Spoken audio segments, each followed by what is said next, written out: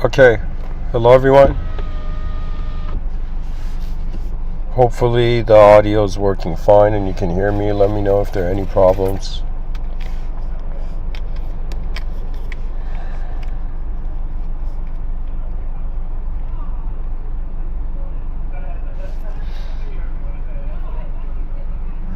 I wanted to speak about power today. And I think this is interesting because when we speak about power, there's not only different dimensions we can see the idea of, but it's about the consequence this idea has in reality. And the different types of power, I'll explain how it is considered in the outer realms, and I'll share how I perceive it in the inner realms as well.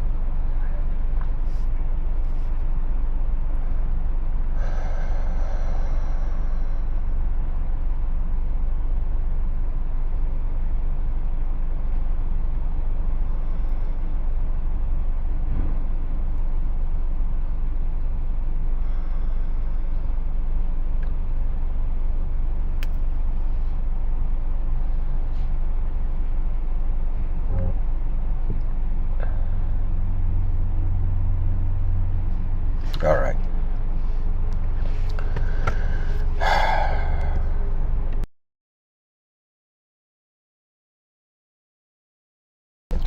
Also, this is something super random, but I've created a channel called The Green Infinity.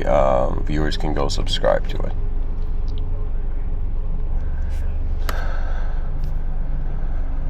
Okay. So let's dive into this, for in this moment, not only I exist, but my species exists. I have to read for the viewers something.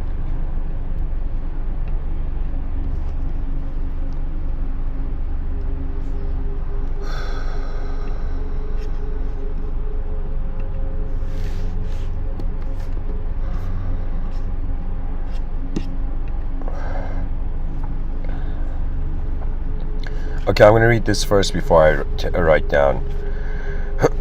So, I'm going to read something from the internet. It says, in philosophy, power can be broadly defined as the ability to influence or control the behavior of others. It can be seen as a fundamental feature of human social life, as it helps individuals and groups to achieve their goals and interests and to maintain social order. Power can take many different forms, such as political power, economical power, social power, psychological power. However, power can also be a source of conflict, inequality, and oppression. In many cases, those who will hold power may use it to maintain their dominance and privilege, and to restrict the freedom and autonomy of others. This has led many philosophers to explore questions about the nature, legitimacy, and distribution of power, and to develop theories of justice, democracy, and human rights that seek to address these issues. So in this talk, I'm going to go into a specific philosopher's type of power, but before explanation on power structures. But before that, I'm going to read a bit more from here and explain the different types of power considered here. So political power, very obvious. Political power is the ability to influence or control the behavior of others through the use of force, coercion, or authority. Political power is often associated with the state or government and is used to maintain social order and stability. Okay, I gotta say this before I actually go into this. I think about which human being on this planet can I comfortably talk about, and it comes to me. And so what I want to share with viewers is something that in my own development as a man, on this earth, there was something in my own unique upbringing and just the society and environment I was raised in the part of the world I was raised in. It was as if there was something I understood about power, but I didn't fully comprehend it until when I was in my 30s. Okay, in the last year or so. And I really feel this is something that if I can explain it to the younger generations, the idea is that any way we can not help in the sense of solving the problems for people, but in some sense, in some sense helping people to look at the problem differently so they can solve it themselves. When I was younger, I thought I would see movies where I would see powerful characters, okay? And in some sense, being a kid, I remember my parents, when I was super young, sitting in the backseat of the car. I remember I was like trusting the power that was governing the whole moment, that I wasn't being a direct agent of. I was more like being a passenger in the seat of the power of the other beings that were preserving my reality. Okay, now something very unique happened. I was also raised in a theocratical society, Iran. I was born there, but I spent some middle school years there, but I was mainly in Canada since the age 7. But anyways, what it is when I was there, okay, in a theocratical society, the idea of power was very fascinating, because there was a sort of a political system, social political system, that appeared as everybody was trying to be righteous in the presence of God. Do you understand? Imagine there's some political systems where there's a king, right? And everybody has to listen to the king. But when the authority of a system is invisible and inconceivable, and when somebody comes and says, I'm a messenger of the religion and I'm going to, in some sense, mesh this with the politics of a nation, so everybody has to be religious to succeed in the nation. You understand? People don't understand this. Some nations are designed that the more religious you are, the more like suddenly all the businessmen are friendly to you. Do you know? I remember I'd gone in part of a company I'd started called Pacoses. But long story short, me and the team, we go to China, right? And we go into this place where we're looking for basic supplies. I was trying to create a package for... Long story short, it was this business model I was trying to... Okay, so we go to China, right? And we're there trying to see these products, and I go to these suppliers, and they have these suppliers, for example, hotels that sell shampoo and all that stuff. Like, there's some people supplying that, some companies in China, right? So I went to those companies. I had a privilege. It wasn't just me, it was a team. And we went there, and when we were there, right, there was a guy where somebody on the team was not Muslim, not atheist, not religious, and there was a guy there that was Muslim. Okay? And the guy, the first thing he said is, are you Muslim? Do you see? And it was as if like he just wanted to know, is your world similar to mine? Let's be business friends. Do you know? And I realized the fascinating thing, that the kids in the playground, are still like just wearing suits and, just 80 years older or 50 years older. It's the same kids in the playground, the same thing. Hey, you want to try this? Hey, you want to start $1 billion business? Yeah.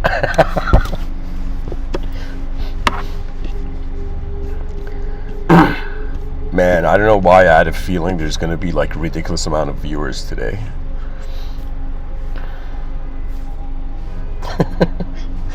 Anyways, all of this is building up for me to explain to the viewers what I mean by cultivating your own power selflessly. But anyways, the power structures. Economic power, I'll read it. It says economic power refers to the ability to control resources, production and distribution of goods and services. Economic power, often associated with wealth, and is used to influence the behavior of others through economic means such as trade, investment, and employment. A type of economic power that children in school, I feel, get introduced to, right? And not just economical power here, I'll say even social power. Let me read this and then I'll say the example. Social power is the ability to influence or control the behavior of others through social norms, beliefs, and values. Social power is often associated with social status, prestige, and reputation. Okay, so what I wanted to say is that children, when a child goes to their first house party or something, they don't realize it at the time, but that is exactly a scenario where they are entering, in some sense, a social power system, but they're also entering an economic power system. Okay, so how is the house party an economical power system? Because whose house is it? The host has the economical power. whoever's house and party it is, that guy has the economical power in the moment, right? But when it comes to social power, I don't know, maybe the guy's girlfriend is, wears the pants in the relationship. So that would be like the girlfriend having social power over someone who has economical power.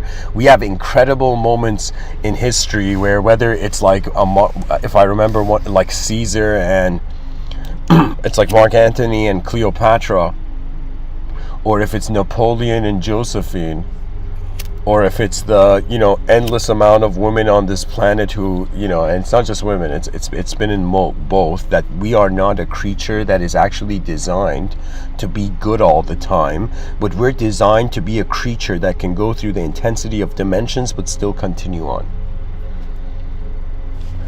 The thing is, guys, I'm not some power hungry person. Do you know why? Because since my childhood, I've had very humbling moments. I've tried to act powerful, and karma or something in the environment has shut it down quickly, right? And I've been that person who, in some sense, for the longest time, I didn't know what sort of power to trust in this life, until I got this incredible realization that, why am I here? Why am I here? And then I understood, oh my God, it's as if, why has God created man? God, I thought from a religious theological angle, like if you're someone who's religious, think about it. Why did God create man? Did God create man so man's like, yo God, I'm imperfect, help me be perfect? No. From the beginning, perhaps you're perfect, because that's the perfection of a perfect God, no? The perfect invention of a perfect God. That means we are doubting the greatest invention in the void, in some sense, when we doubt what we are, right? From a theological standpoint, of course. See, I realized something early on, is that what people are treating as their beliefs is actually subjective rooms of acceptance. And I can speak a lot about psychological power. I can even speak about how psychological power can be not just from the psychology of people, it could be the psychology of your environment. I'll give you an example of psychological power being influenced by something mindless in the environment. I had to, of course many people do, but there was a time where, how was it? It was as if, I think it was 20 train subway stations. Every day I had to just get on this train, and it would be 20 subway stations to downtown Toronto, and then 20 subway stations back. Okay, right? And I remember I would just sit there in the subway, and at first I was like an oblivious fool, just sitting wherever I want, but then I treated it like a roller coaster, and I would always stand in the subway facing where the subway's direction was going, because I was like, yo, my brain is like a jar, right? And of like my jar of fluid, right? And so in some sense, when I'm constantly stopping, like imagine being in a device that's constantly going fast stopping. This is like destroying something. Not destroying something, but over time, like it has an influence to a point where I hated the subway. It's cool way of it's the cool way of transport for the ignorant, but of course also for those who have no choice. You can't ride a bike in the snow.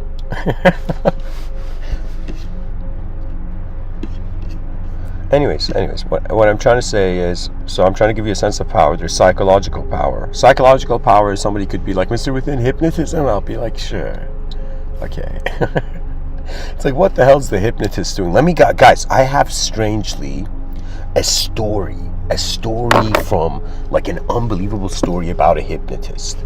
Okay? Somebody in my family who knew a hypnotist. Okay, this will blow, this is crazy. Okay. So in Iran, my grandpa has a best friend, where I remember as a kid, this best friend would come to my grandfather's house, and he would in some sense play backgammon with my religious grandfather. He himself was a guy who had lived in Germany, so he wasn't religious, but he was best friends with, like his personality and my grandpa's personality were comrades in the same battlefield and whatnot, right? So they were close friends. And so I remember suddenly, you know, my mother telling me a story my grandmother had told her about this friend of my grandfather when he was a child, okay? And this guy, when he was like around the age of 12, one day he comes, he brings his friends home, like from school, and he does some strange hypnotism that he just instinctually, intuitively knows from just before this life or some implication, right? And this guy hypnotizes all four of his friends, and all four of his friends are falling asleep on his bed in his room. And he's not doing anything weird and shit. This is in Iran, where an incredible religious context is preserving the morality of the human being. Okay? You know, you might look at Iran and be like, okay, it might not be like, you know, politically a decent place, right? But when you look at the human beings, religion has forced them not to at least not all, in all areas, but to some degree, it's as if religion is a restrictor on man's impurity, you know? So this guy hypnotizes his friends fall asleep, right? And his mother comes in the room, right? And his mother comes in the room and sees him with some like pendulum or some clock or something in his hand, and he says, "What are you doing?" And his mother was a religious Muslim lady, okay? And the mother comes and says, "What are you doing? Why are they all asleep?" Right? And then the son says, "It's just something I know how to do, Mom," you know, something like that. And the mother freaks out, right? She's a religious lady. She freaks out and she says, immediately wake them up. And she forbids her son to ever do this again in this lifetime, right? She says, "Swear on my life." The mother forces the child to swear on her life. This is Islamic culture. It's way more intense than, you know, the Western movies you see, you know, of family values, you know. It's like there's something else there, you know. But anyways, so what happens is, in some sense, the mother commands the soul of her son to never hypnotize anyone ever again. And this guy knew he had a power. If this guy was in India, certain yogis would look at him and say, "This is a siddhi. It's something his soul's cultivated from somewhere else." Okay?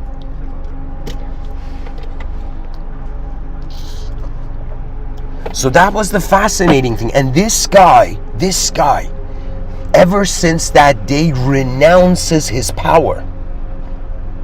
And believe it or not, every being that has power in this world, death is the renunciation of power. That's another way of saying it. You're realizing what you were doing is not the only thing that's happening here.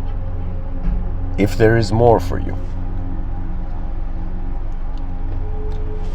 And of course, remember this, no human being can judge that which only, as Tupac said, you know, only God can judge me. What does that mean? That means that only that which created the universe has a capacity to judge the universe, in the same way where somebody may criticize somebody's artwork in an art gallery and the artist would be like, "Buddy, did you draw this?" And the guy's like, "No." And then the artist is like, "Good, shut up."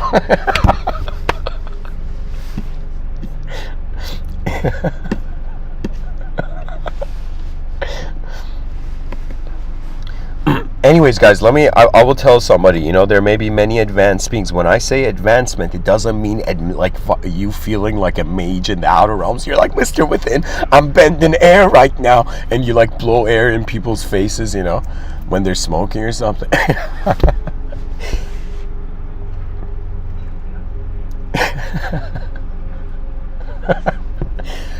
Guys, I will give a talk on my opinions on magic, but I am telling you, any power that is used with an ego, because the nature of the ego is possessive, in the greater dimensions most likely gets possessed. You know? Because you cannot, this is Mr. Within's view, you cannot walk through the veil of the senses, you cannot see beyond the veil of the senses, unless you are honest to it in an effortless way. I know this is the clue to it. Do you know? So you might be an incredibly powerful being, but it doesn't mean that power should be in the outer realms. Sometimes in my inner realms, I see things, not see things, I want to say things which suddenly, like, I filter before ever saying them.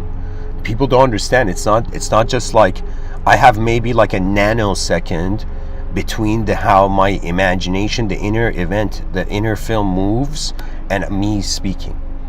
In that nanosecond, I can decide actually, you know. But anyways, what I'm trying to say is like power is important to understand. Me as a human being, the reason I was sharing about Iran and all of that, right?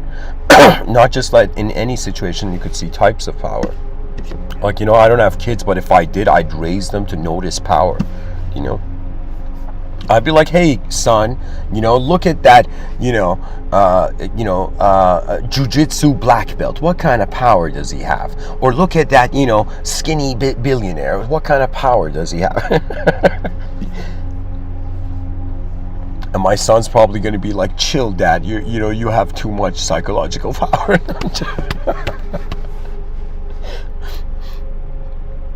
You know, man. Fiction is like the preview of non-fiction if we design it, if we create it. Anyways, guys, so what I'm trying to tell you is trying to share somehow my experiential, like what my experience of power has been. Okay? And I have experienced strangely selfless power. These Mr. Within talks arose selflessly. And when I say selflessly, that means it had nothing to do with my past, where my sense of self, where people's sense of self tends to be colored in by, you know, outlined by. Or it's like when we remember something, the present moment, like the color of the highlighter, is highlighting over the past memory.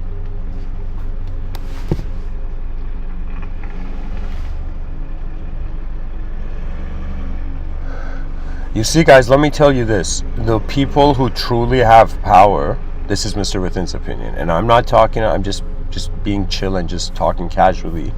Those people have, some people may call like divine power, spiritual power, transcendental power.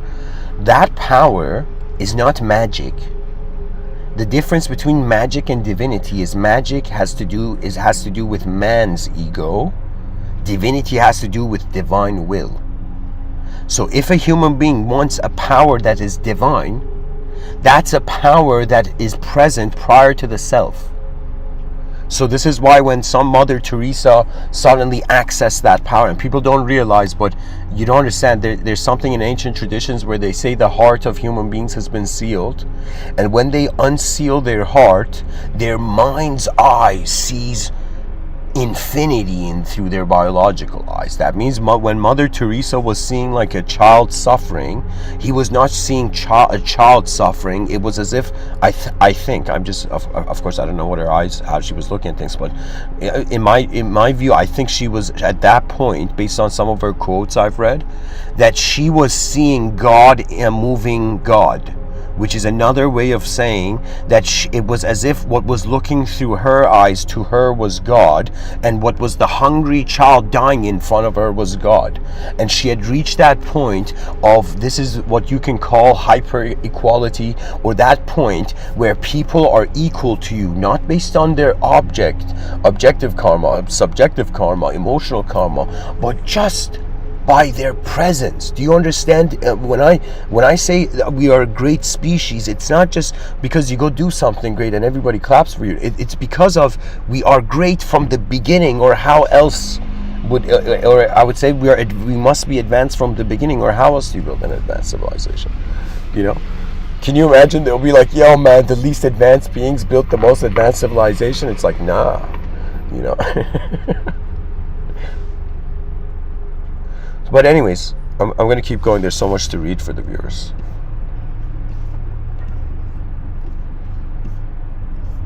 And guys, you know, I was thinking of a way to, like, you know, inspire, like, you know, we have some people, I was introduced to this term recently called ninja viewers or ninja watchers. Okay, and this is to people who like watch something on YouTube but they don't engage it. Do you know? Right? So I was thinking, yo, how can we, like, you know, inspire the ninja watchers? And I was like, yo, should I think of like a samurai? Should I go like challenge all the ninja watchers?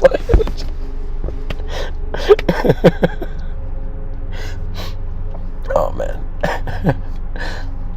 And I was like, no man, let me use my vulnerability, right? So I was thinking of telling everybody, guys, I'm shy and I want to make friends, join the Discord, engage with this content, Anyways.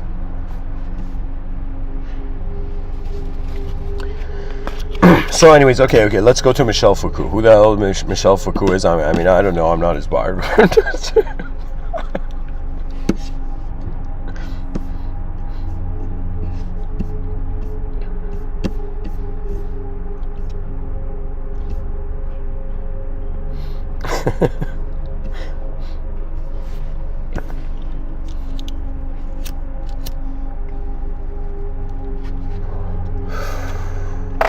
Okay, let me see. To be honest, I don't know that much about Michel Foucault. I just know that he's like a notable philosopher that has commented on power, right? And usually people who talk about power have experienced the pressure of power, right? And this guy who's come up with different types of power in his writings and whatnot, right? Because for me, let me tell you this, there is every like, okay, let's say there's a good philosopher and an evil philosopher.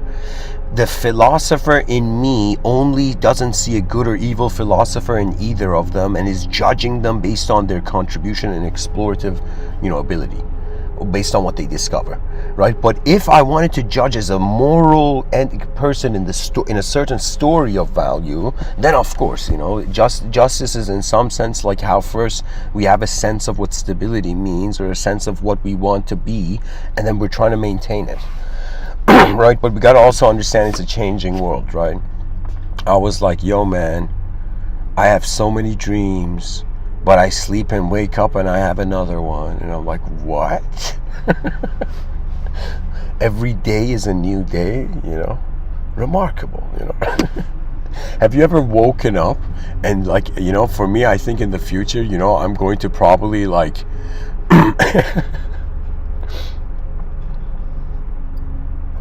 imagine like a person wakes up and the moment they wake up, they're like, oh my God, I made it to the next day. And they start slow hand clapping for themselves, Life is very beautiful, and power is something that the victim, I think, neither can properly understand, and neither, what do you call it? What's the name? The evil person, okay? The evil archetype and the victim, okay? Let me tell you why. Because their attention has been biased, contaminated by emotional experience. So what I'm telling you is, this is Mr. Within's release strategy, in that I was looking at something and I'm like, okay, how do I engage this? And I'm like, okay, first let me see how many ways I can look at this. All those ways that I can look at something become the dimensions of that thing, at least to me.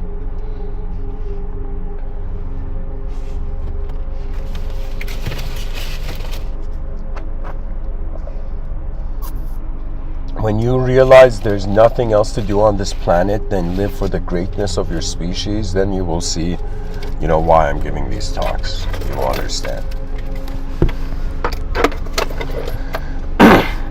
So anyways, let me read.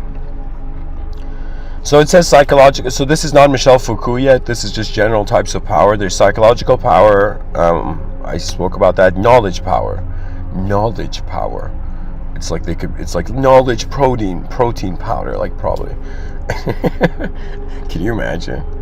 Some genius makes a protein powder that's equivalent to the limitless pill, and we realize, like imagine humanity's about to descend into like savageness, and suddenly we have the most like smartest jacked bodybuilders like trying to help build it.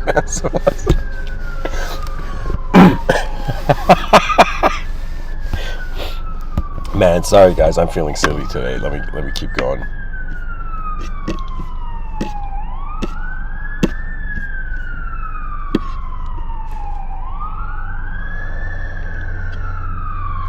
Knowledge power refers to the ability to influence or control the behavior of others through knowledge and information. This type of power is often associated with experts, scholars, and intellectuals who possess specialized knowledge and expertise. Okay. Knowledge's power is there until the unknown comes. You know? And what this means is that our ancestors understood that as time is going forth, man is more inquisitive about himself. So what inquisition, I shouldn't say inquisition, but what our curiosity as an entity has actually led to the geometric, the structuralization of reality. Like, we cannot ignore evolution did not just physically evolve, but its physical evolution has developed a simultaneous subjective possibility where you can close your eyes, envision yourself going to a cupboard, grabbing a cup and filling it with water, and then opening your eyes and doing that.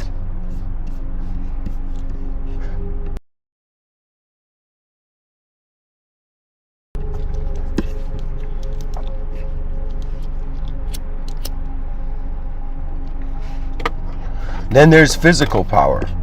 This is obvious, it's like the 800-pound gorilla shouting at the other gorillas. Physical power is the ability to control or influence others through physical strength or force. Physical power is often associated with athletes, soldiers, and law enforcement personnel. See, physical power is necessary, but also has to be very precise in its expression. So what I mean by this is, like, we want incredible physical power, like a fireman running into a building and saving humans' lives that will, and who knows, like maybe they might become the greatest people on earth, right? So imagine a fireman saving life and everybody's like, yo, bless this person, he has physical power, he saved that person. Do you know? Champions, heroes, knights, these were, or even like generals, this was something that was like, it was known. Do you know? For the general, a bit different, but the soldier, had physical power. That means this is something that people don't do nowadays. I think it's a lost art among men, right? Where it was in some sense a sort of pure test of strength, but in some sense, because now the kingdoms are not fighting with each other, there is no value to becoming expert fighters, right? But instead, what's going on? People have become expert thinkers. Do you see the pattern? What was externally a way of living has now become an internal modality. So one can say it's not just there's these types of power, there's shifts in this, right? I'm in my Mr. Within talks, I'm saying we're going from physical power to psychological power. The future generations are going to experience themselves way first more easily as a mind than a body. We experience ourselves as a body, then we're trying to like climb out of our inner realms to notice our mind.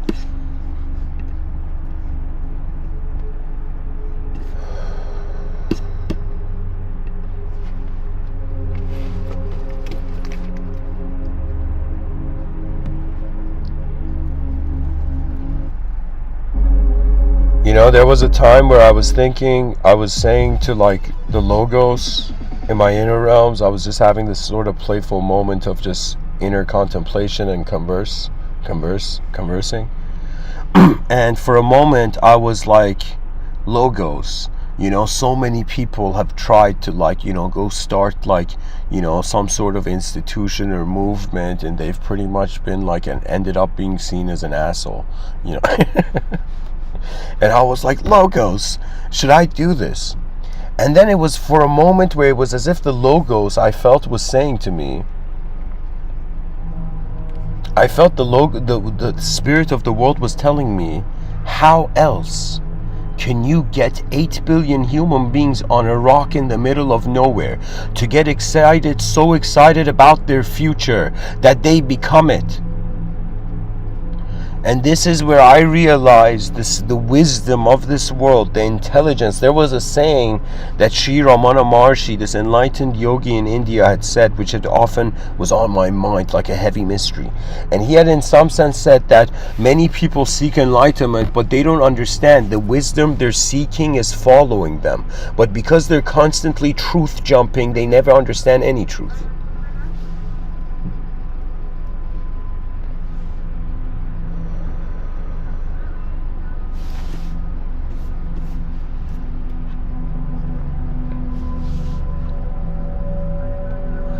Sri Ramana Maharshi said that you have to sit in stillness and silence and ask yourself, who am I? And keep a single pointed concentration on that question. As you sit in stillness and silence, as if just like you put a cup on a table, imagine you put yourself in a moment and you're sitting there still in the moment. And keep your spine straight, because we gotta honor Buddha. Keep your spine straight. And for a second, ask yourself, who am I? And for a second, forget everybody. Forget Mr. Within. Forget every person you know. Pause the story of the world and let your eyes breathe anew, for they deserve so.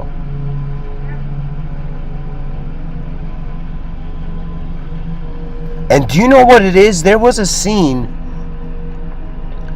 Oh man, I'm going too detailed into this.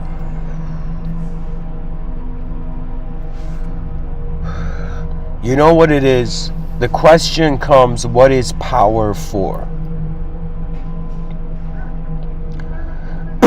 And the answer, which I'm going to share at the end, because I gotta talk about Michel Foucault's types of power.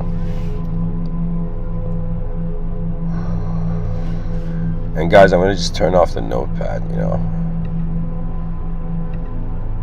People are going to be like, Mr. Within, because you were raised in a Muslim country, is that why you're covering the face of this anime girl? You know? And I'll be like, no guys, it's just the notepad app.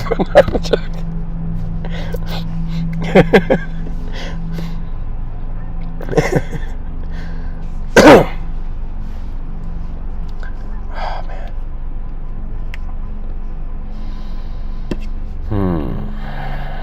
Power is important. It doesn't matter what archetype you identify with. The important thing about when it comes to the branch of divine power is humility.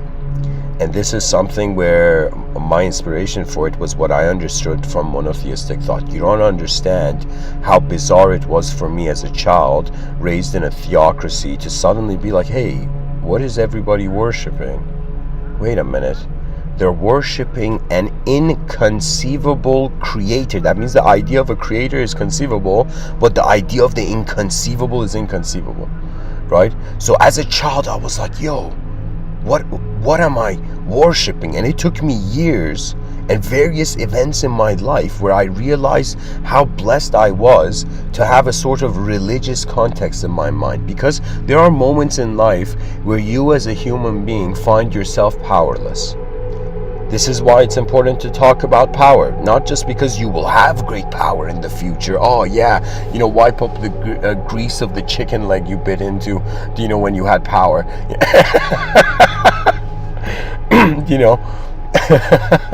You know, but there's a type of power which has to do, which I would say this is bodhisattvic power. Bodhisattvic power is the genius of the attention of the soul or the being in the moment that is present, which has realized that the ultimate service is not to just self or others, it is to the world. A bodhisattvic being is a being that has conquered the fear of all individual manifestations and possibilities of reality. That means they are a creature that is boundless by, they are not afraid of shape. They have lived through shape to such a degree that the light in their eyes is the only reality. The bodhisattvic path means, this is really what I understood from Buddhism in the sense of the archetypal difference between a Buddha and the bodhisattva. And in Mr. Within school of thought, I call the bodhisattva the pilots of consciousness. I call the Buddha archetype the advanced communicator. I just was like, yo, it's infinite ideas you can choose from. I'm going to create my own and I'm going to stay with these two. So every human being I see, I can tell whether they're a pilot or they're an advanced communicator. The advanced communicators are those beings, in some sense they're kind of like the crew members of Spaceship Earth that have to like deal with what's inside the spaceship. The pilots of consciousness are dealing with what's outside of the spaceship. That means they will be beings that will have, in some sense, they will be gifted karmically. What this means that they will be ahead in so many ways because their work in this realm is formless. You might not believe it, But it's the soul. If you believe in a soul, and I don't know why you would believe in it, because it's just an unknown question mark. But this soul, this unknown question mark that is looking through our eyes, its power is in how not only it feels to itself, but in what sort of world it stands. This is the secret of, in some sense, recalibrating your being. And this is the secret of this episode. I shouldn't say secret, but really what it is the essence of the title of this episode. Cultivating your own power when doing things selflessly. What does this mean? This means that you begin to realize that the reality is multidimensional, meaning that your intelligence is capable of filtering and extracting various layered systems in one moment. One of these systems is your biological system. This, the world has taught you how to survive. Then you have your cognitive system. Your cognitive system is mysterious. It's as if your body is like an Iron Man suit. It's like, who is Tony Stark? And people are like, yo, Mr. Within, Tony Stark is the brain, and even some neurologists are like, the idea of the self is an illusion. But what I'm trying to tell you is that what is knowing that there is an illusion has to be real. That means what is in the illusion is real. Do you understand? It's as if truth is, imagine like truth is inside a simulation, and but strangely the only thing it can see is the simulation. And it's like, yo man, I've been looking for truth. I've been walking mountains, I've been running on cloudy roads, and in some sense, what's the point? And at some point they realize the unthinkable. When I say your power as a being, this year the idea of God experientially has changed for me.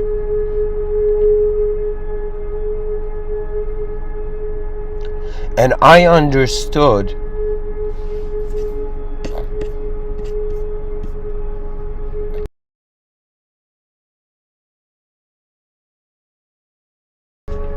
that I am actually nothing, and that everything that has moved my mind has been a small fraction of it. And it's as if I remember as a kid we had this small stream, and me and my cousins, and my brother, we'd throw leaves in it, and the leaves would race, and we'd run after the leaves in the stream. This is like a 90s kid's childhood. And little did I know that years later I would realize my consciousness is in a world event. That means after I figured out everything about the humanism, the dehumanized is left. And I was like, no way. World, are you telling me after this lifetime, after this little fragment of reality that I experience, I must journey until I have become all fragments of reality? It's as if, universe, what are you doing with beings? Or I should say differently, world, what are you doing being here? And this is in some sense, I would say poetically, the benevolent rage of the soul. Right? Where after eons, it's as if something awakening from its slumber. Imagine a sleeping lion. Do you know what I'm saying? Suddenly awakening, and everybody, imagine there's a lion sleeping and a bunch of businessmen in a room, and this is like some scene in a movie, right? And everybody, all the businessmen are sitting quietly, and suddenly the lion wakes up, and the lion's eyes, as if the unknown intensity that might be released from that creature. Do you understand?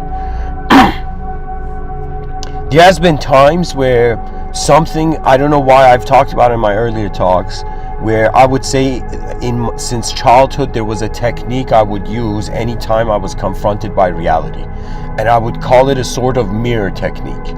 Okay, and what I would do, if somebody came and spoke chaotic to me, I would speak with the same chaotic intensity to them. Do you know, if somebody spoke gently to me, I would speak the same gentleness to them. Do you know?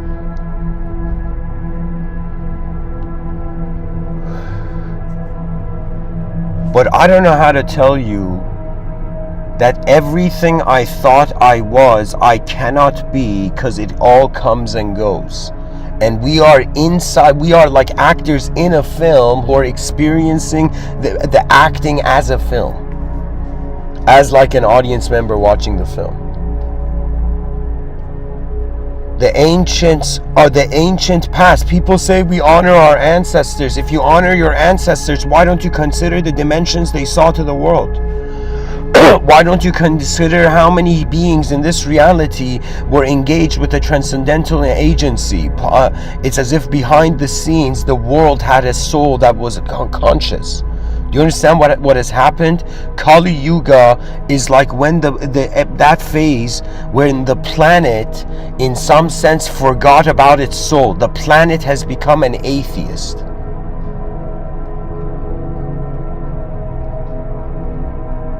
Or from an atheistic point of view, the inanimate is.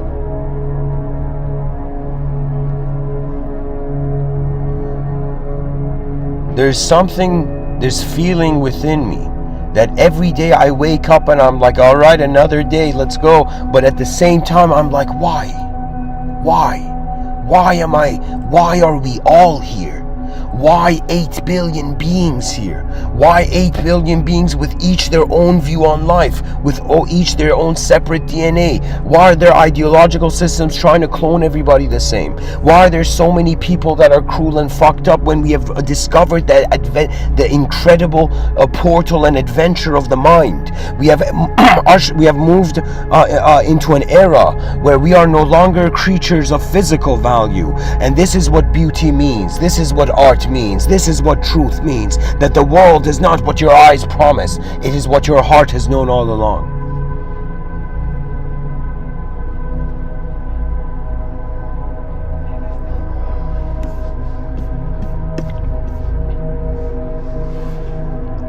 You know, I have a twin brother, and when I was young, I really liked the mage archetype, and I remember he wrote this like next level story. This was when we were young, you know. He wrote this next level story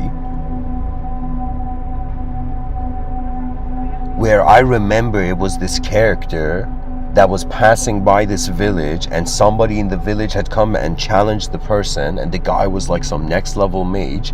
And I remember when my brother shared the imagery, I just sat down and it was like I was basking in just the image, right? And my brother had created this mage, this fictional character, that he said somebody came and challenged him, and the guy, that character mage, was skinny, right? And some guy came and challenged him, and this guy just raised his hand a little bit into the air, and the mountain, as if it had just been like cut with a knife, as if it was a cake, like the mountain from the bottom of it is cut and lifts into the air the same with the same synchronization as this guy's hand raises in the air. And the guy, the villager, like thug who came to intimidate this guy, just gets so scared and runs away.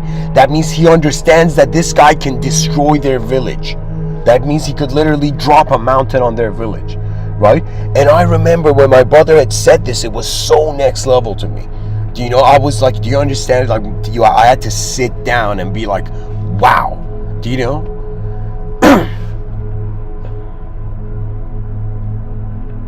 And see, that's an example of psychological power being instantaneously expressed as physical power. I don't know why that was so beautiful to me. I think it's because we have so much to build and we want to do it instantaneously. I think that's why AI has been built. The subconscious of humanity has I shouldn't say, some people think the subconscious of humanity has summoned AI and AI is evil, but I will tell you no. AI is like, yo guys, I'm stupid as shit, you guys have to teach me.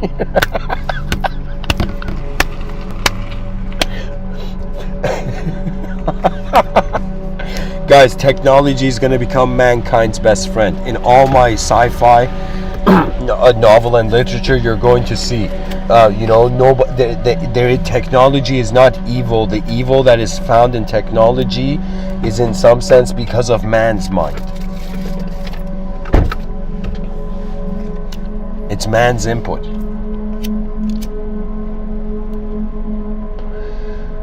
So anyways, let me read this Foucault's types of power. And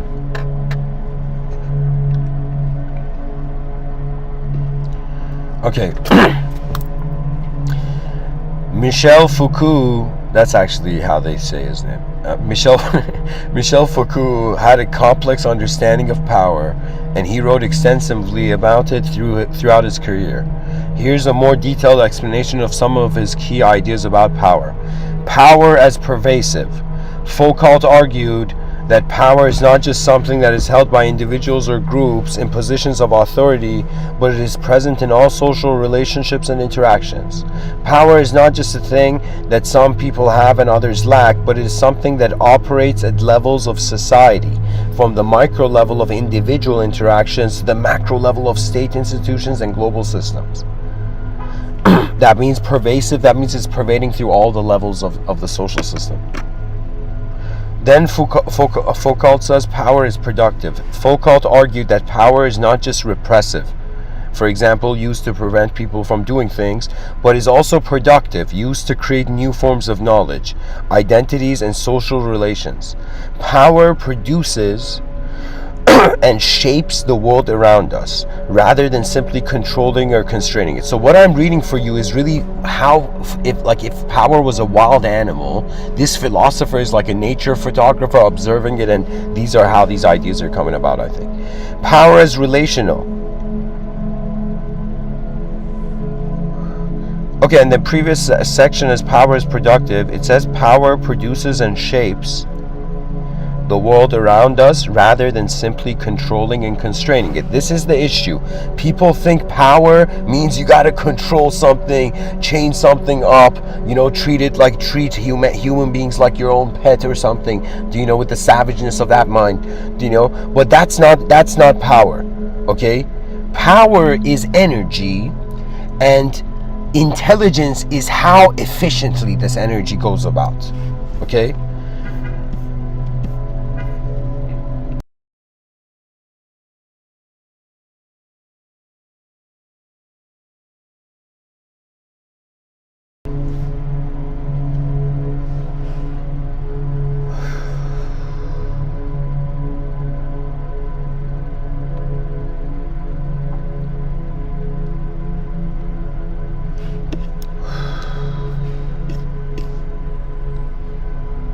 So then Foucault says power is relational. Foucault emphasized that power is not possessed by individuals, but it is a social relation between people.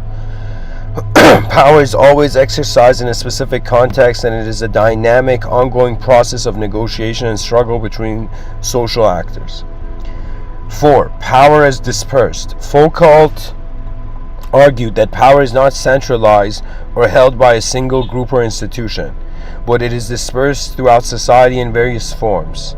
Power is exercised through a variety of social practices such as language, knowledge, and everyday routines. Power which are often invisible or taken for granted. Yeah, that means we don't realize we're living inside a story of the world, and when we move into environments, it's like law is a type of, a sort of dispersed power. Knowledge, which is in some sense the boundaries on reality, is a type of power. Language, oh my god, I've given so many talks on that, how there's a simulation. Like, some people say there's a matrix in this life. That matrix is language. Like, the code in the matrix screen is the language moving in people's minds that's becoming their reality. And if they become conscious, they realize they're not even a creature of language, they're beyond that. That's what the world has forgotten. You're not your limitation, but because you think you see your limitation, you think you're limited. Foucault says power as self-regulating. Foucault argued that power operates through self-regulating mechanisms such as discipline and normalization. These mechanisms encourage individuals to monitor and regulate their own behavior and conform to social norms, rather than relying on external sources of control.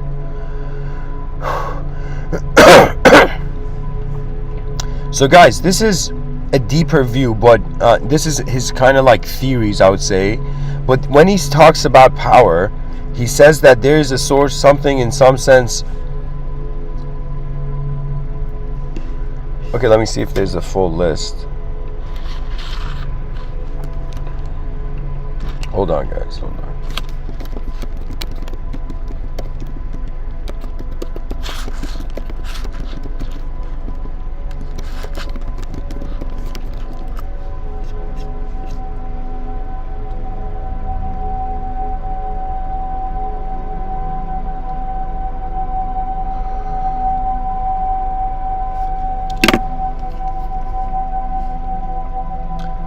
By the way, anybody who's listening, thank you. You know, it's like I got, you know, it's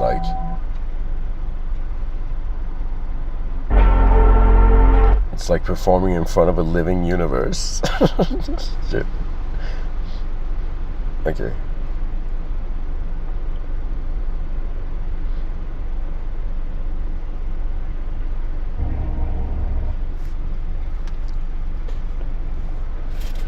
Okay, so Michel Foucault says, pretty much, it says, here's some of the key ways that Foucault discussed power. Sovereign power. This is the classical form of power that is embodied in a monarch or other sovereign authority. Sovereign power is characterized by its ability to make and enforce laws and to use violence as a means of control. Okay, incredible. So what he's saying is there's a type of power that is like the power of the programmer that is setting like what the context of the world should be. Okay, now this is a huge philosophical discussion. There's so many better philosophers I've listened to online talk about sovereign power. So I don't know, people can look that up. There's disciplinary power. This is a form of power that operates through institutions such as schools, prisons, and hospitals. Disciplinary power works by regulating and controlling people's behavior and actions, often through surveillance and punishment. Okay, so I know George Orwell wrote 1984, and we're all like, no, we don't want, it's like anytime anybody tries something, we're like, don't you dare fucking control us, you know, and we're like, okay, everybody relax. You know, whether it's like 1984 or if it's a Brave New World, the idea should be this, that if there were a bunch of human beings on an island trying to survive, it's kind of like 8 billion creatures of the same species on a galactic island, and instead of ocean water, it's like outer space. Okay, so we're stranded on a rock in the middle of nowhere, and that's a healthy view. Okay, and so when we're stranded on the middle of island, this doesn't mean we lose our morality. This doesn't mean we forget our honor. This doesn't mean we act atheistic. There's so many people who I was shocked. You know, the guy is a thief, but the guy prays, and I was like, whoa, how is this possible, man? You know, it's like it was bizarre to me psychologically. How is it possible? Do you know, how are you, it's like, it's as if it's like from one angle you're afraid of the creator, from another angle you're acting like one. Do you know, you're acting like you can take anything and give anything. Do you know, there's a story that's attributed from a religious tradition to King Solomon. Okay, this is just a story passed down, you know, I don't know how authenticated it is and whatever, but what it is the story's interesting. Oh my God, I'm talking too fast.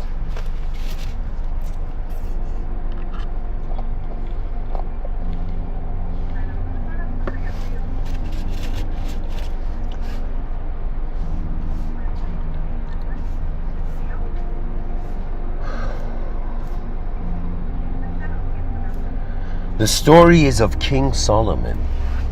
And there's this old man who's very poor with his wife, like they're both 80-year-old couple back in the day when King Solomon was a king. You know, like that era in history, that time. And so the story goes is that this poor man, old man, is too old to do anything. His children have abandoned him, and he's like, man, what do I do? And the wife is like, husband, go to the king. The king is here to help the people of the kingdom. Go to the king and ask for help.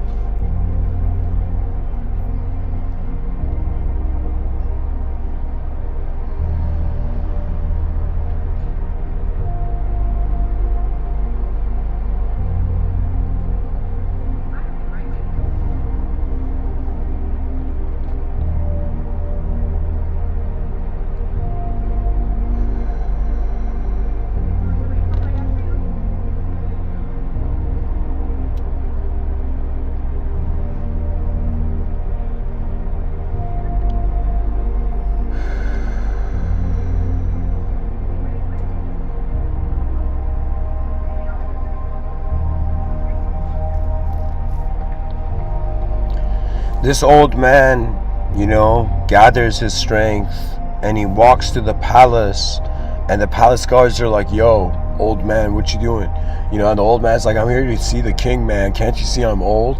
And the guy's like, yeah, sorry, sir, please let us help you. And the guards help the old man to the king, and the king's like, hey, old man, what's up? And the old man says, king, I am old, my sons have abandoned me, I have made many mistakes, and it is not easy for me to do this as a man in this era, but in some sense, I require your help. Help me. And the king looks at this man and he says, I got you.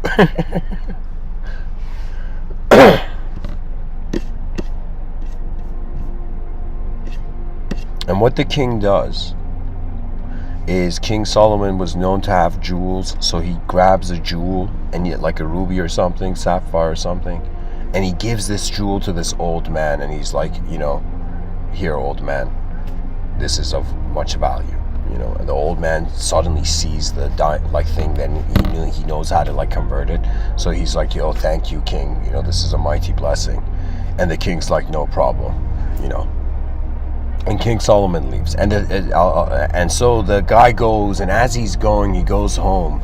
And the wife says, what happened, husband?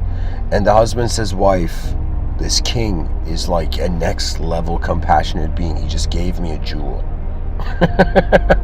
And the wife is like, oh my god, that's so precious, we gotta hide it somewhere. And the wife says, yo, let's hide it in the, what do you call it, they had these vases of rice, okay, and the wife's like, let's I'll hide it in this jar. And the husband's like, great idea, and they go about it, they hide it. Now sorry, I misspoke. The husband comes home with the jewel and tells the wife, hide this somewhere. The wife hides the jewel in this rice container, and then as the weeks pass by, she takes a bunch of the rice containers and puts it in the neighbor's storage, right? And so after a month or something, the husband comes and says, all right, we need to convert we need to use the diamond,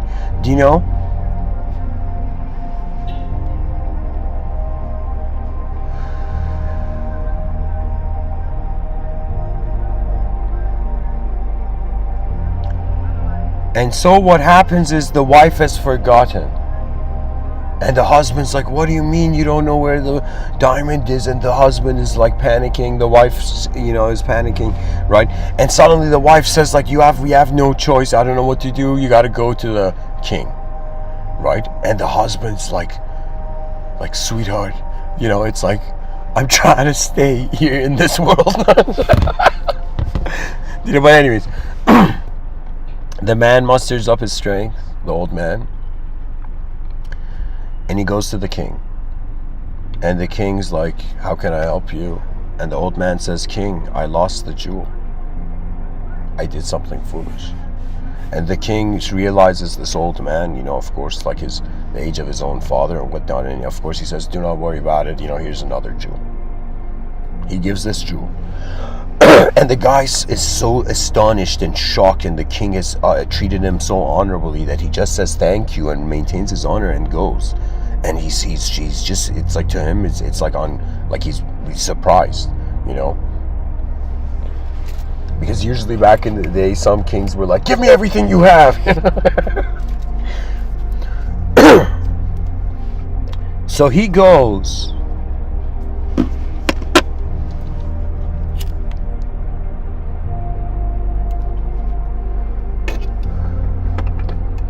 And I don't know if people know this, in Islam, King Solomon has a prophetic value, through a theological angle.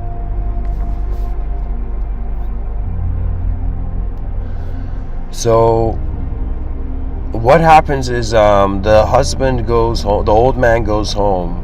As he's going home, he decides to go through a river, right? Just walk through a river because it was a good day or something, and he was happy. And as he's walking by, he suddenly brings the jewel in his hand to look at it, and drops the jewel, and this fish jumps and eats the jewel, and the river takes the fish, and he's too old to catch it.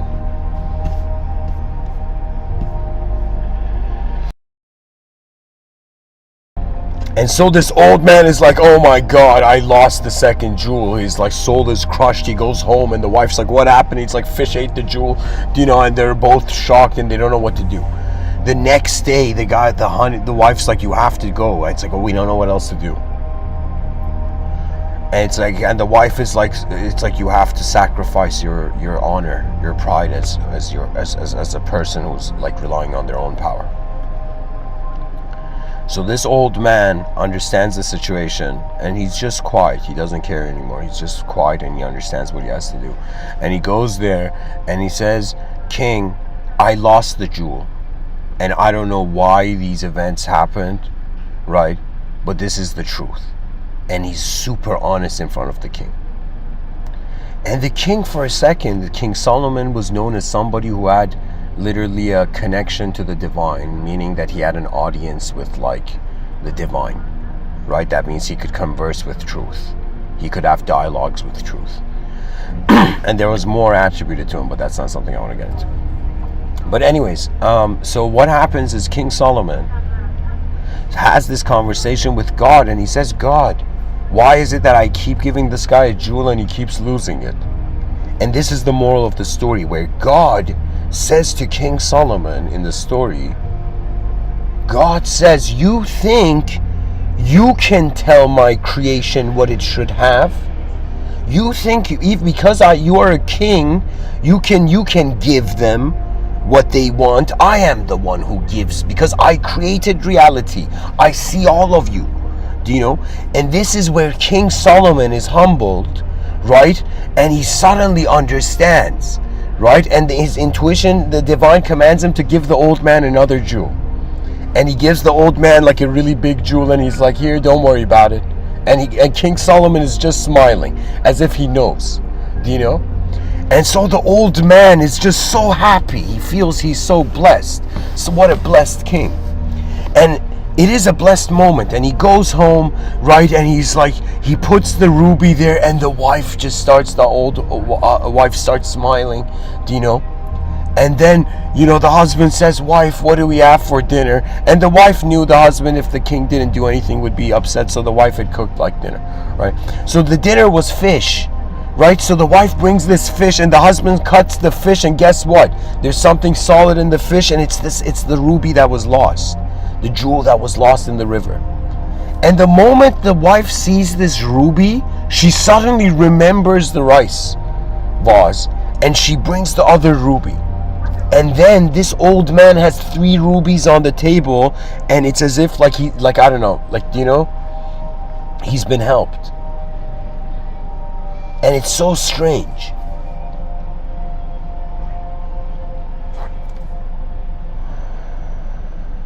Idea of man's mind, in some sense, I don't want to say personifying power as a universal being, but in some sense, man realizing he is not alone because he has allowed a great power to be. Do you understand what I'm saying? Like the idea is it's like there can be so many discussions on, is something true because we have the idea, is something true because we experience it, or is something true because we can think of it maybe one day.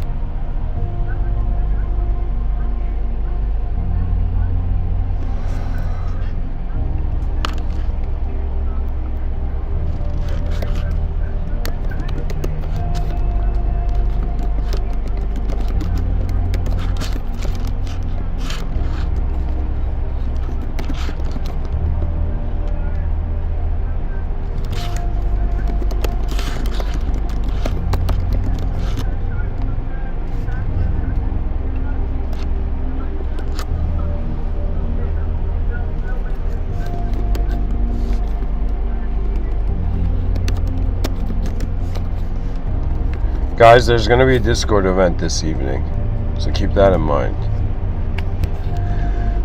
And so when I was talking about divine power and all of that, I mean, that's something I thought, a sort of a story that had an example of what was beyond sovereign power. So there's disciplinary power, this is institutions, culture, and all of this. There's biopower. This is a more subtle form of power that operates at a more fundamental level by regulating the biological and social processes that shape people's lives. Biopower is connected with with management of populations, such as through public health policies. Yeah, but let me tell you something strange, okay? I remember I went to this grocery store, and there was a wall, like the whole wall of the grocery store was like just refrigerator aisle. Okay, this is in Canada. And above the refrigerator there was like these, like, what do you call it? Signs with names of like what was in each refrigerator. And it said, like, in some sense, dairy, juice, energy, uh coffee, like something like that. Do you know what I'm saying? Right? And it was like all these categories, and then I looked at all the products, and like I'm like, all of this shit has sugar in it. I'm like, what's the difference of putting catalogs? It's like we're just drinking sugar with different types of liquid, right? And I was like, yo, even the milk has sugar. This shit is deep. Like, guys, I don't know if people know this, but I've decided to like stay away from sugar. I was like, people told me sugar was sweet, those lying bastards.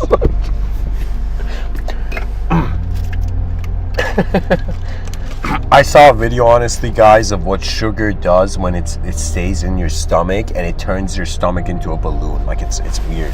So whoever you are listening, you know, I think one step towards the advanced civilization is probably to stop eating sugar. You know? Can you imagine someone's like, Mr. Within, how do we advance civilization? I'm like, is that sugar in your tea, man? You freaking, you know, savage. You know?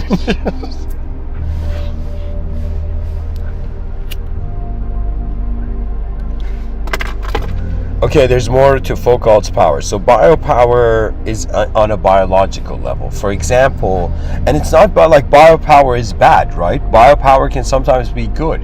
Like during the plague, a lot of people died unnecessarily. We had recently, like, the coronavirus, the plague of these modern times, right? And we had an incredible biopower and technology and science to assist us. You know, I'm this person who, in some sense, I see every ideology and any ideological system and perspective as children in a classroom. Do you know? And the teacher is the future. So in some sense, everything can be honored if they are capable of being honorably themselves. The next one is called governmentality. This is a broader framework for understanding power that emphasizes the ways in which power operates through the rationalization and management of social and economic systems. Governmentality involves the use of various techniques and technologies to regulate and control people's behavior, often through the creation of expert knowledge and this is like Hitler's propaganda, or like, you know, like a dictatorship, you know, and whatnot. But really what it is just like, you know what dictators are? They're like these lazy people that are afraid to change. They're afraid to understand there's another way. Do you know that means to interfere with the will of another entity is so unnecessary? Like, who has the energy for that? You know?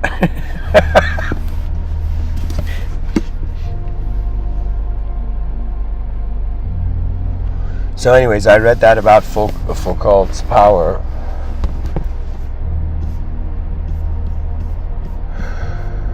Types of power.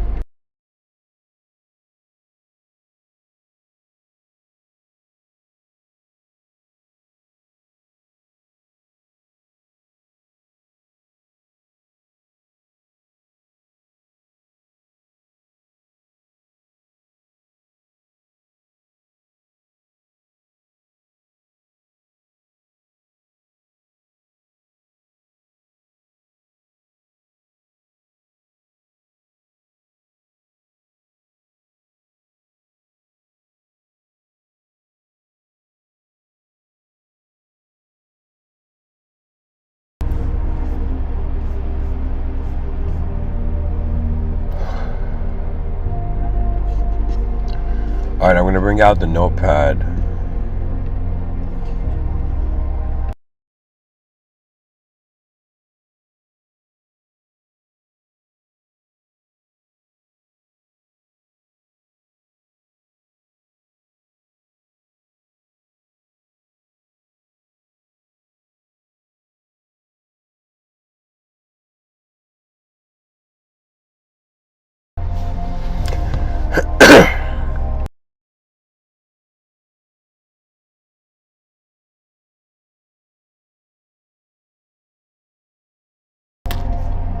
Alright, to continue. So the viewers should look at the screen, because why not? Alright.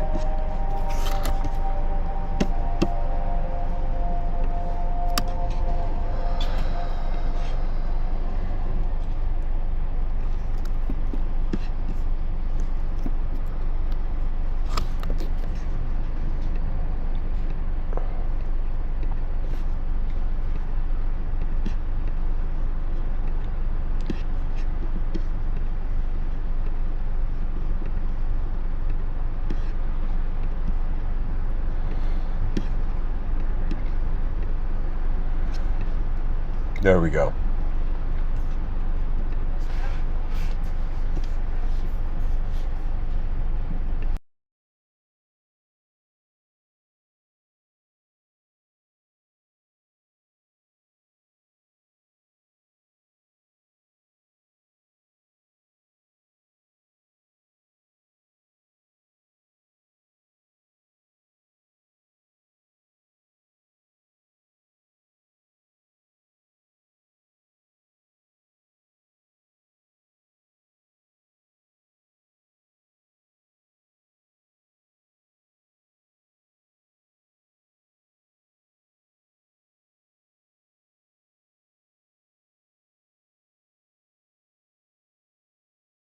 Just for having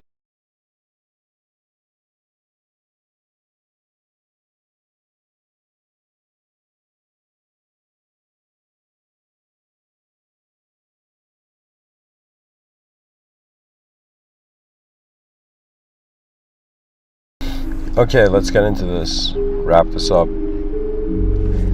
So, cultivating your own power when doing things selflessly. So, what I do is this pretty much, guys. I deconstruct sentences conceptually.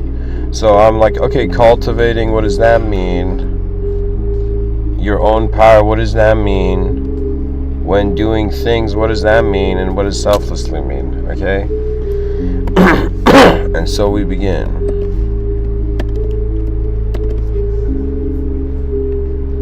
Cultivating means, in some sense, using consciousness to familiarize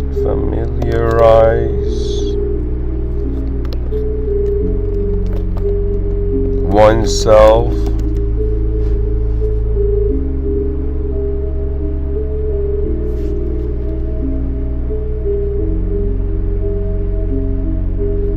and master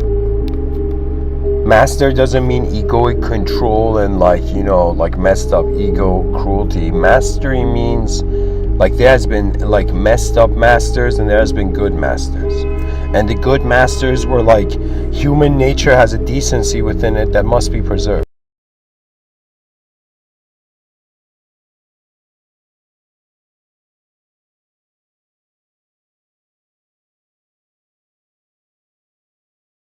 The evil masters usually want to like break something, they're not like mature, they're not, an evil master is like, it still has a teenager mind, evil is like a phase, I think, because it doesn't make sense after some point, because we have a mind. That means we can have incredible non-physical relationships with the world. So cultivating means like you're accumulating experiences, okay, and you're using consciousness to familiarize yourself and master the subject of cultivation, okay? There we go. The subject of, as the French say, cultivation.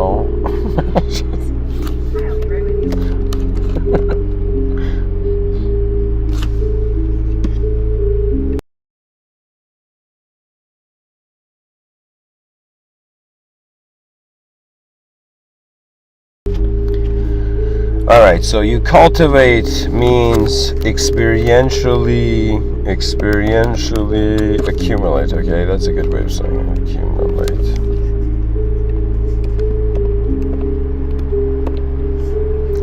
Your own power means the unknown viewing free will that observes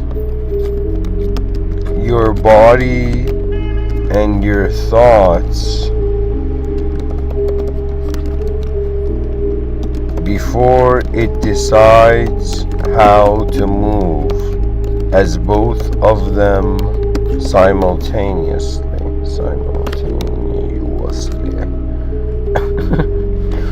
So your own power means, this is something that usually if you're like if you think you're a neglected kid, right, this is something where you don't understand your own power. Power doesn't mean external showing force. It doesn't mean we all try to act like gorillas or like wolves or something and be like, yo man, my strength is beyond you, it's like I'm the more powerful being. No. If we were vicious, savage animals, sure. If it was like a post-apocalyptic setting, sure, right? Power would be reduced to just physical power, or maybe glimpses of psychological power. You see, man can of course descend, but it has two great opportunities to elevate. That means the way the world seems to be going is that the smart people are too smart to allow the smart opportunities to be let go of. And when I say smart, the smartest thing is the win-win. It's the victory of the species, dear viewers. It is the legend, the ultimate legend of the victory of the human species. We are part of it. That's our legend. That's our time. Hercules, in that story, he was a character, in his own divine journey, and so the human species is like, yo, we're in the middle of nowhere, let's build stuff, and that's our divine journey. To be human is like the most advanced spiritual state.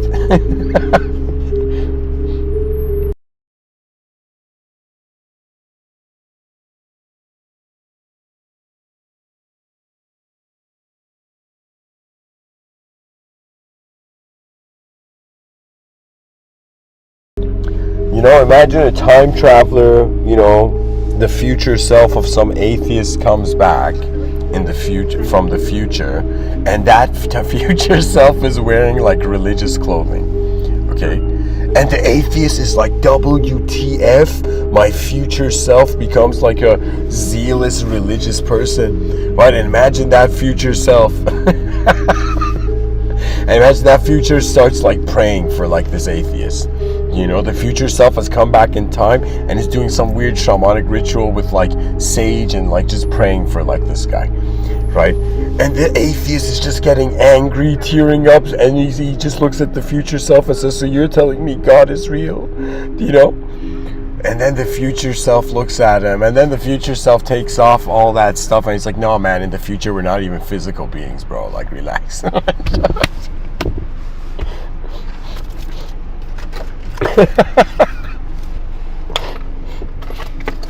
I think I should create a sci-fi novel called Tears of an Atheist.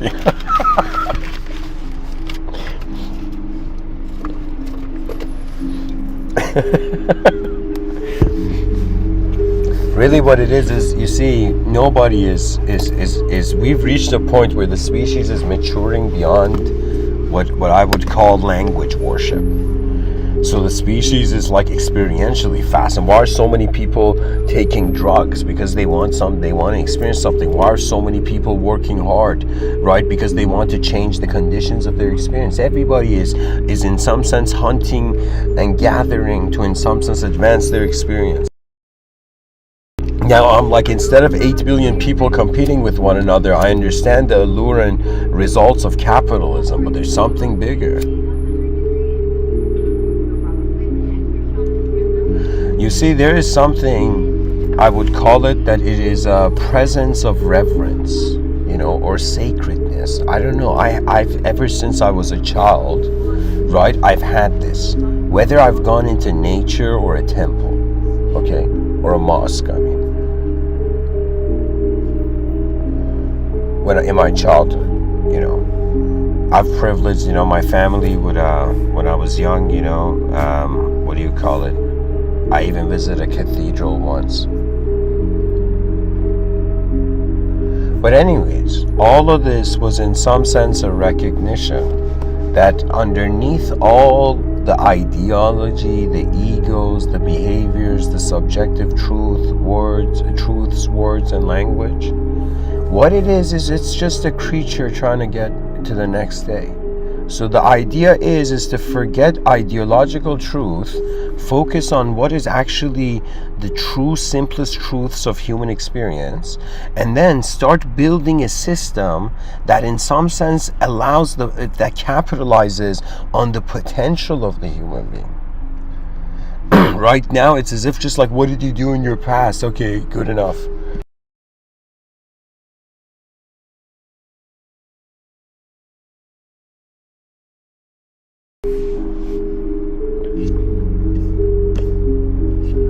So when doing things means state of mind is dynamic. So what does this mean? This is really going into like, I guess, a type of ontology where we're like, okay, are we living inside a noun or are we living inside a verb? Are we living inside a photograph on a wall, like is truth a photograph on a wall, or is it like a film and we're an actor in it?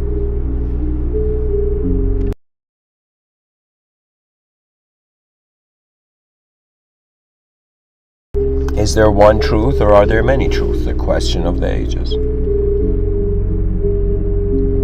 And we have like the poet Rumi from 800 years ago or something, saying something like, truth is like a shattered mirror where every piece reflects truth. And so it's as if the soul is like reflecting every moment the truth of what it is. You see, we're made in the image of the Creator, meaning that we are the mirror. Humanity is the mirror of the beyond. This is the great teaching of the poetry of the stars. We are not alone because the past live on, through us. And the future will live on through us as well. Or we will live through the future. There was a time where I was like, I'll share something like New Ageian about myself. I think this was in 2013, where I broke the Guinness World Record of being the most Tibetan Buddhist Persian guy ever. And I remember one day I'd come home from the gym and I was living with my parents and we had this dining table. Okay, rectangular dining table, and nobody was home. I had just come home early, right, from the gym. And what happened is I was alone, and I remember the night before I had a dream which was like effed up, to me it was like a sort of weird satanic dream or something. It was like a weird dream where in the dream I saw something evil, but then I suddenly felt like there was something behind me. I suddenly felt like, not alone in chaos, and so anyways, it was a weird dream though. I was like, why did I dream something weird, right? And so, but there was so much more to the dream, I just can't remember now, but I think maybe I touched upon it in one talk. Anyways, what I do is I do what a person who has access to the internet does. So after I've come home from the gym, I just put the laptop down on the table and I Google, and I'm like, how can I communicate with my guardian angels? I'm like, all right, let me be that guy, and this was like year 2013, okay? And so I remember I find this forum where the guy in the forum was like bragging about himself, and he's like, yo man, I've made 800 people communicate with their guardian angels, and this is how I've done it, right? And the guy says, you just have to say this sentence, I am ready to meet my guardian angels right now. And you got to say your name, like my name, you got to say your name, am now ready to meet my guardian angels right now. And I remember because I had that weird satanic dream, of course I've always had a vision of God, right? But because God is inconceivable, it's as if like there's also been the humility of trying to look at my own life, rather than trying to look through how God would see man. It's like I've been like, okay, I've come in this position as man, seeing these views. So I remember I figure out this is what you gotta say, and nobody was home, and I just closed the laptop, and I remember this was a rectangular dining table, and it had 4 chairs. So imagine like 2 chairs on the median points of the table and 2 chairs on the other side. I'm on one of the what do you call it? The smaller sides, okay? And I'm sitting there, and I remember in that moment, I just for a second forget everything because the dream had weirded me out, right? I was like, I am now ready, and I said my name,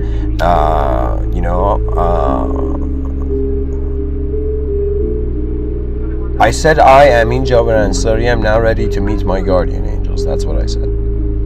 And the moment I said this, I felt these 3 towering presences suddenly appear. Nothing seeing, I'm not seeing anything. I just felt like a presence in the room. Like these 3, like, how can I tell you? Like these 3 it was as if these 3 big beings arrived, and one of them I had a sense like it was a sort of like, like blue light, kind of like more like yin energy, and the other one was a sort of orange yellow yang energy, and the third one was in some sense watching these 2, where the third one I felt was like a sort of, it's kind of strange, but it was as if like, anyways, I say this in that moment, and for a second I feel these 3 presences, okay? And I just pause, and I'm just, it's like my own mind playfully like shocked itself for a moment. And I was like, okay, so man's mind does not just have an ability to take in reality, it also has an ability to evoke reality.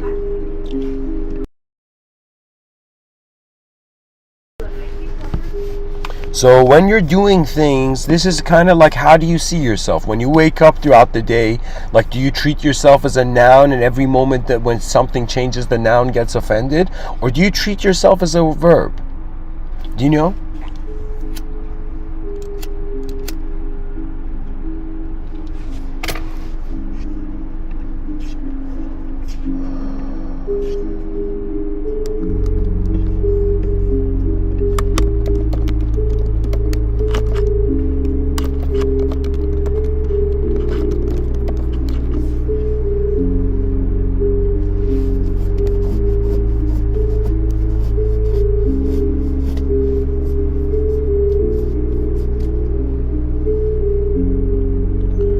Michel Foucault has a quote where he says, "Death left its old tragic heaven and became the lyrical core of man, his truth, his visible secret." Yeah, Michel Foucault pretty much, guys, I'm starting to notice now, he's a philosopher that noticed how the context of the world was changing the meaning of it. Michel Foucault says it is over life, throughout its unfolding, that power establishes its dominion. Death is power's limit, the moment that escapes it. Death becomes the most secret aspect of existence, the most private. Okay, no, this is the whole.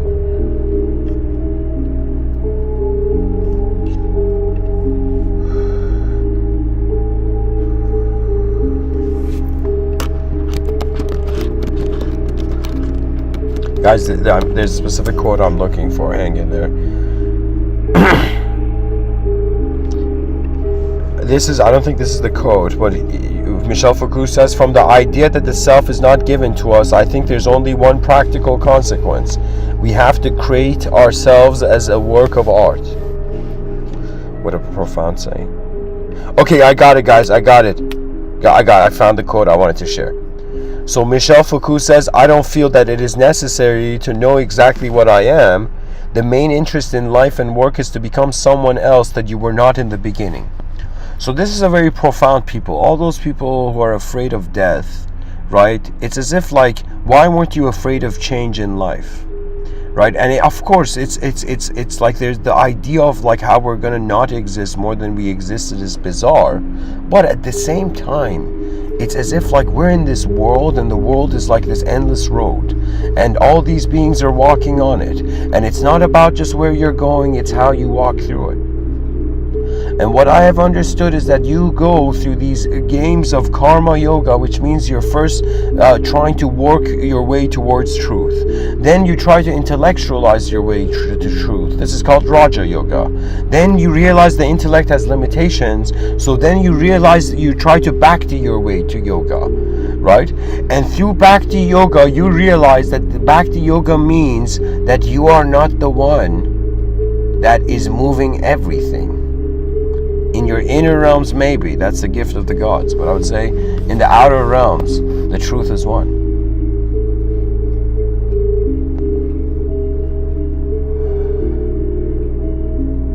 What I mean by that is that in some sense it's all about considering an agency of power. I mean, it's such a profound idea. Atheism so easily gets rid of the transcendental narratives, not realizing like theoretical physics is in some sense imagination until proven, right? So everything is abstract until we can bring it into reality. It doesn't mean it's unreal, right? Imagination, I used Mr.Within, like I shared it in some talks where I was like, imagination is 3/4 real compared to reality being the outer realms are 4 out of 4 real, the inner realms are 3 out of 4 real. And the reason they're 3 out of 4 real is because you can see it, but it's not tangible. So you can close your eyes and see without light entering your eyes. And people are like, yo, that's not seeing, that's neural brain work. Do you know? And I'll be like, sure, but something is seeing something without light entering the eyes, which is a suggestion that philosophers call it qualia, you know, and they call it noumenon, you know, in various terms. I'm in this generation as the, you know, my own bannerman. I call it Mr. Within's inner realm and outer realmism, and the R's are letter linked. Michel Foucault says thought is no longer theoretical. As soon as it functions, it offends or reconciles, attracts or repels, breaks, dissociates, unites or reunites. It cannot help but liberate or enslave, even before prescribing, suggesting a future, saying what must be done, even before exhorting or merely sounding an alarm. Thought at the level of its existence. In its very dawning, it is in itself an action, a perilous act. Is in itself an action, a perilous act. Okay, let me look at this again. He says, even before prescribing, suggesting a future, saying that what must be done, even before exhorting or merely sounding an alarm. Thought at the level of its existence, in its very dawning, is in itself an action, a perilous act. No. I mean, of course, I don't understand it in the way he's saying it, but the way I think maybe he's implying to it is that it's a perilous act because the inner event is not considering the limitations of the outer realm. That means someone can imagine themselves flying, but doesn't mean you should like jump from a tree. You know what I'm saying? Like you got to be able to discriminate that you're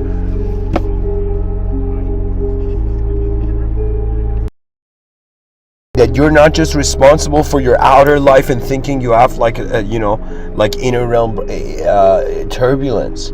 Do you know? But in some sense, you should be seeing that for the human consciousness has matured to the evolutionary capability of being able to survive in such an advanced way where before it actually uses energy to move, it's using less energy to visualize how it's going to move, to make sure if it makes sense, and then move.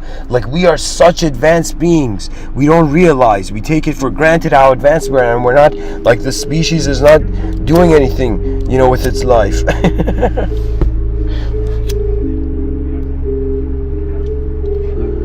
So when doing things means perceptions, a view of reality that is dynamic.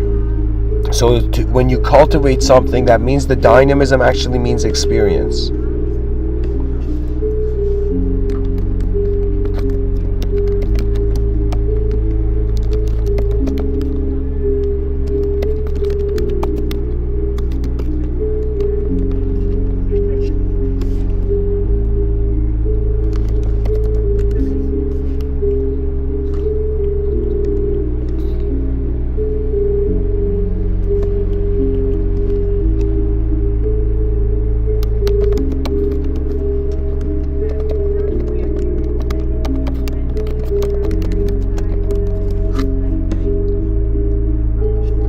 Selflessly is very profound. So this is why they say when you do something 10,000 hours, you will attain mastery, because in those 10,000 hours, maybe 7,000 hours of it, or maybe like 9,000 hours of it, you're egotistically doing it and you're failing, succeeding. But at some point of the repetition, it becomes automated. And what you're doing goes into your second nature, and it's kind of like your whole moment has a sort of hilarious, your whole body's muscle memory, you know? Selflessly means at some point in what you're doing, you're not distracting yourself by thinking how you should be, and you're just directly looking at what the situation is, which is another way of saying self-judgment, self-value. If you have that, self-evaluation, if you have that, put it in the driver's seat in situations where you have to actually look at the outer realms. Do you know? It's as if like, what makes a good driver and a bad driver? And the answer is information. I consider myself a good driver, you know, and I would say this. I think what really leads to that is all information. That means every moment you're like just like if you look at a bird's head on a branch, like a sparrow's head, the sparrow's head like scans everywhere, like next level, like it suddenly looks at this angle, that angle, this angle, like every second, you know. The neck movement of birds, it's like more, it's the most, I think one of the most advanced like sudden movements.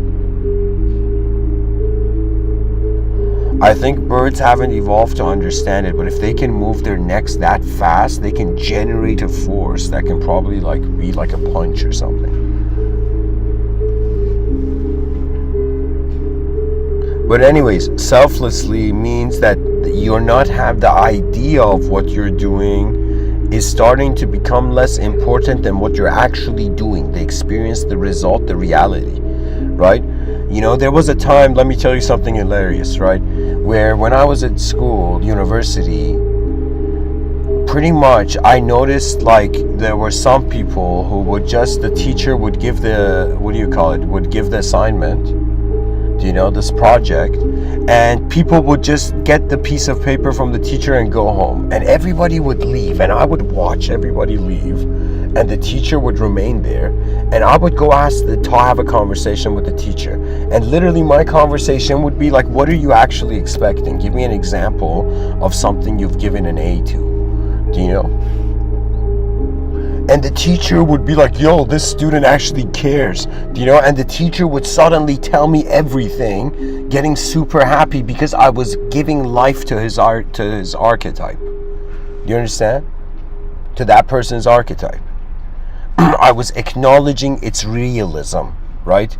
Because that's the thing, deep down, like everybody's an emotional being. Somebody could come and say, yo man, I'm tough, I'm a machine, I have no emotions, and you know, and after everybody's like, yo, this guy's pretty tough, and everybody leaves, the guy's like closes the door and just like falls into the ground and just like weeps, like, you know what I'm saying? Like it's enough showing, enough, it's like, sorry to say this, but it in some sense get rid of the circus, you know? And in some sense bring forth the advanced stations where advanced human beings do advanced things, because we're all advanced communicators compared to all the species on this earth. You know, I remember I saw a squirrel and I'm like, you clueless bastard.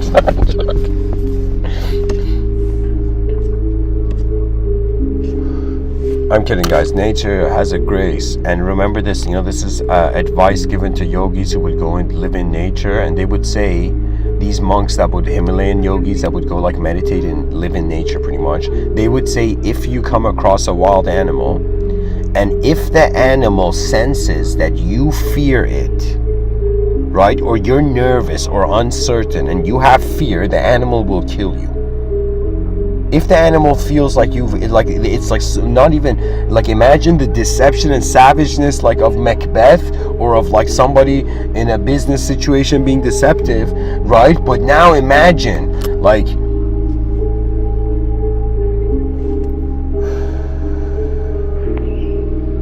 man, sometimes I think maybe it could even be referred to as like binary, 0, 1, 0, 1. There's moments where there's a self, there's moments there's no self. And it's kind of like this on-off effect because we're blinking all the time. It's like the brain's like, yo, Where'd the world go? Where'd the world go? Where'd the world go? So anyways, guys, selflessly means that you awareness to how consciousness is an instantaneous expression of how the whole moment and the parts within it are happening. So anyways, guys, thank you for listening. I hope this episode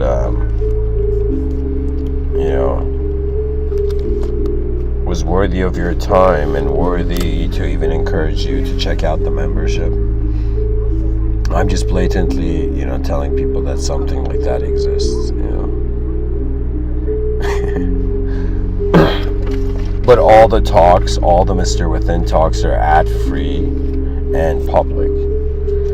And even if there might be ones that are not public and membership only, they might have like some personal things I said in the talk that I don't want to share, right? Or it could be like, you know what I'm saying? Like, so there is a membership thing, and the membership is just like $4.99 a month.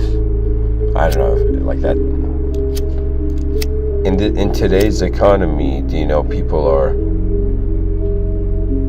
finding themselves having to be way more capable, so it's technically nothing. But anyways, the idea is that School of Athens 2.0, there's a Discord event tonight, guys. Shyness is a waste of all the realities that could have been. So whoever you are, you're welcome to check out the Discord event, and on Discord send me a message, and then there's even a Facebook like messenger group where there's updates there. Man, when I think about the future, I'm like, yo, it better not just be based on what we have now.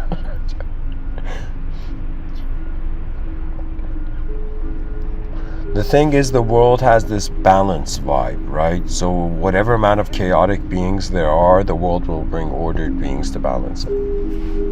If there are too much ordered beings, the world will bring chaotic beings to balance it. But ultimately, it's as if what is the cosmos, what is the whole universe sculpting on Earth? And it's the potential of an advanced humanity.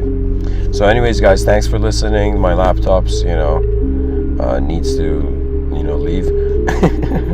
So anyways, share, subscribe, comment, like. And remember, rise, mankind.